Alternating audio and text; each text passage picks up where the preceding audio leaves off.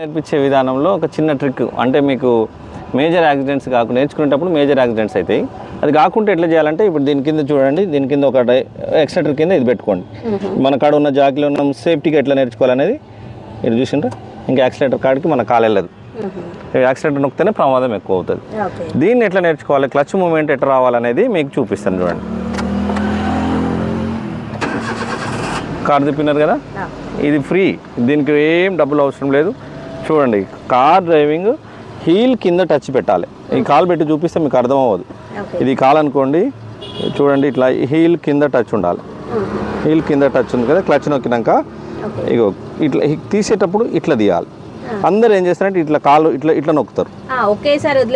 అది స్ట్రాంగ్ ఉండదు, మన ఆర్డర్లో కార్ వెళ్ళదు. అందుకే మనం ఫస్ట్ పెట్టడమే హీల్ కింద టచ్ చేసి క్లచ్ ఇట్లా నొక్కిన తర్వాత గేర్ వేసుకోవాలి.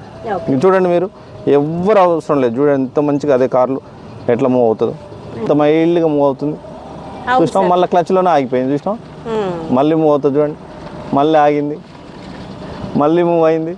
ఇంత ఈజీ ఎవరు చెప్పరు అసలు. ఫ్రీగా నేర్చుకొని పోండి. ఈ మూవ్మెంట్ మీకు ఎవ్వరు నేర్పరు.